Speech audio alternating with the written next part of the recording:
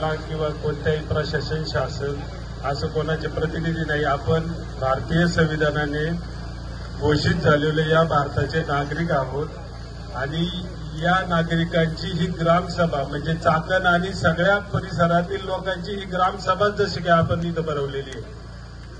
मला कळत नाही की पीएमआरडीचे आयुक्त हे योगेशजी म्हसे एवढे जनतेला का घाबरतात ते. तुमच्या पोर्चमध्ये ही जी इमारत आहे मला आठवतंय की 2012-13 साली तत्कालीन मुख्यमंत्री पृथ्वीराज चव्हाण साहेबांनी इन्व्हायरमेंट फ्री इमारतीचं उद्घाटन केलंय. एवढं तुमचं सगळं मोठं पोर्च आहे तिथं एवढी लोक लय वेळा बसली असती आणि तुम्ही जनतेचं ऐकलं पाहिजे. जनता काय सांगते. आज इथं पोलिसांनी मला वाटतं कृती समितीला नोटीस दिली. आम्ही कायम आंदोलन करत असतो. पोलीस कायम नोटीस देतात. पोलिसांचं मी आभार मानतो. तुमच्यामुळे कायदा व्यवस्था ही अबाधित आहे. पण मला एक नम्रपणे प्रश्न विचारायचा आहे. पोलीस साहेब तुम्ही जेव्हा आम्हाला नोटीस देता रस्त्याला खड्डा पडतो त्यावेळेस त्या सार्वजनिक बांधकाम विभागाला तुम्ही नोटीस देता का?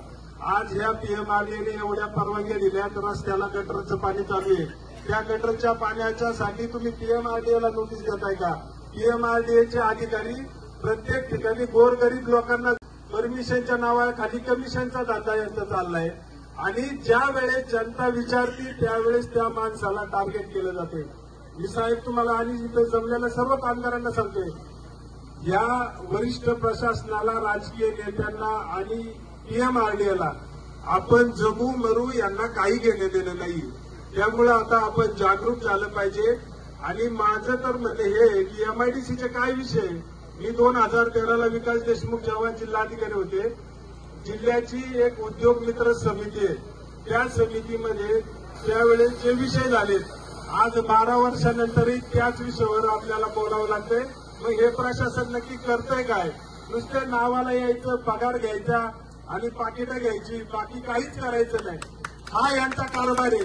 आज मी तुम्हाला सांगतो चाकणमध्ये ईएसआयसी रुग्णालयाचं 2014 रोजी आम्ही मागणी केली.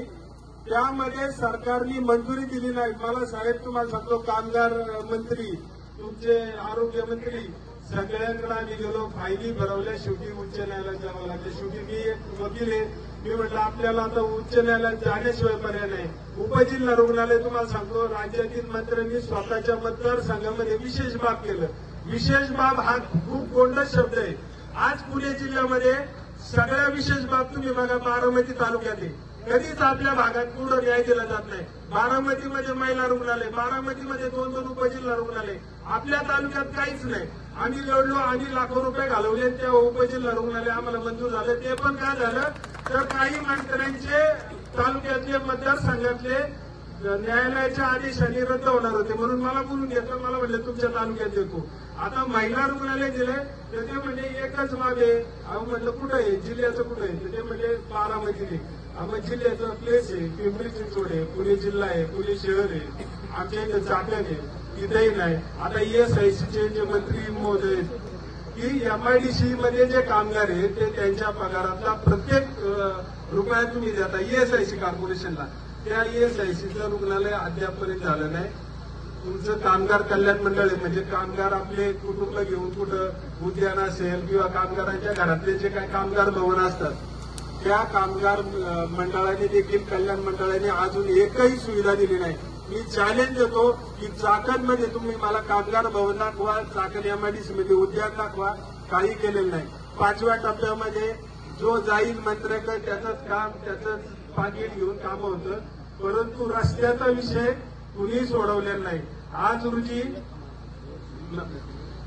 जे नॅशनल हायवेचा विषय साहेब नॅशनल हायवेच्या वेळेस आम्हाला गडकरी साहेबांनी सांगितलं की पिंपरी चिंचवडनी अडथळा टाकलाय.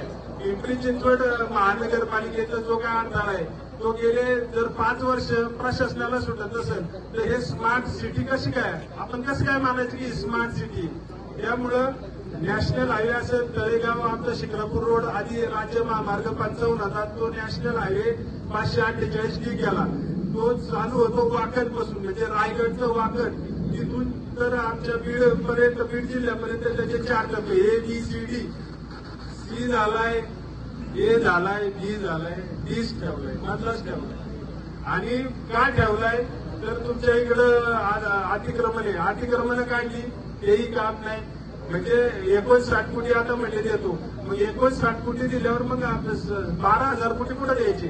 कर्जत पायी तुमचं राजगुरुनगर अहिल्यानगर मध्ये रस्ता आहे, त्याला म्हणजे 12,000 कोटी, तोही काम अजून त्यालाच त्याचं झालं नाही. म्हणजे फक्त स्वप्न दाखवायची.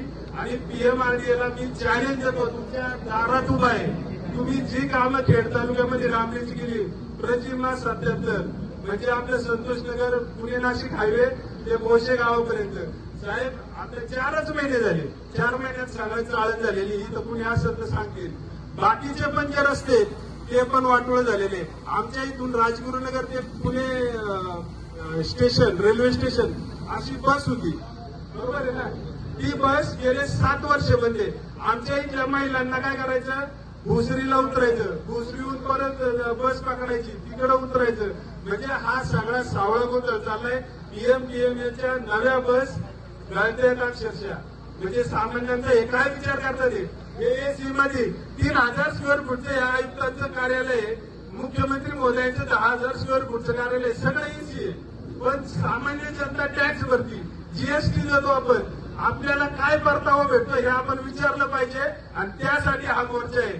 आज या ठिकाणी तुम्ही बघताय प्राधिकरण झाले, रस्ते झाले, परंतु आपल्या भागात असे रस्ते का होत नाहीये? आज चाकणचा विकास आराखडा असू किंवा पीएमआरडीएचा डीपीआर असू, सगळं रद्द केलंय.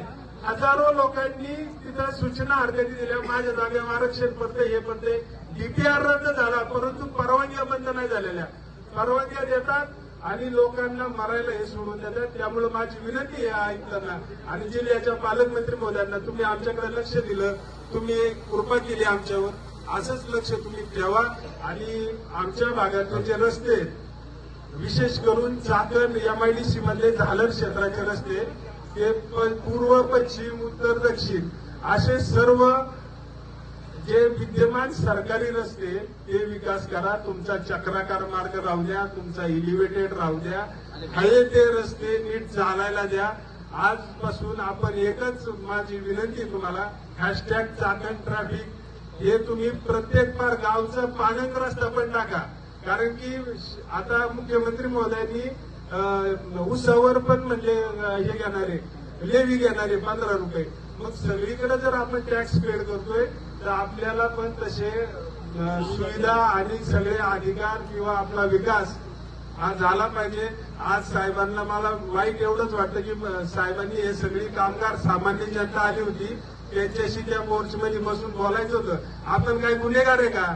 आपण काय कष्ट करणारी माणसं, शेतकरी, कामगार यांच्याशी बोलायला जर तुम्हाला वेळ नसेल तर हे सरकार काय करतंय, हे प्रशासन काय करतंय? तुम्हाला फक्त बिल्डरांशी बोलायचं का? आम्ही पोर्चेमध्ये येतो, मर्सिडीज मध्ये येतो, तुम्ही त्यांना फुलं घेऊन जाता. म्हणजे काय करायचं? चांगल्या माणसांची भीती नाही, पोरांना तर आहेच. पोरांना जर ते अशा प्रकारे हे झालं तर सामान्य जनतेला तुम्ही कधी न्याय देणार आहे? माझी विनंती आहे. मी एवढंच सांगू इच्छितो, आदरणीय वंदनीय आमचे योगेशजी मसे यांच्याबरोबर सगळे जे काय अधिकारी की हे डॉक्टर बाबासाहेबांचं संविधान आहे, हे संविधान बघू नका नुसतं, तुम्ही याच्यातल्या तरतुदी वाचा. आज तुम्ही ज्या प्रकारे आम्हाला रोध निर्माण केलाय, पोलिसांना आणून रोध निर्माण केलाय, तो कदापि योग्य नव्हता.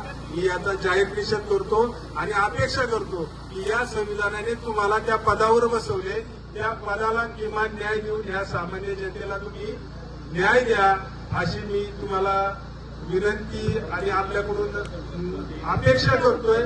बाकी आम्ही परमिशन कमिशन यासाठी आम्हाला वेळ नाही, तुम्ही तुमचा छाप काना चालूच ठेवा. परंतु ज्या बेसिक समस्या आहे, पायाभूत इन्फ्रास्ट्रक्चर आहे, ते विकसित करा, एवढीच माझी आपल्याला नम्र विनंती आहे. धन्यवाद. धन्यवाद.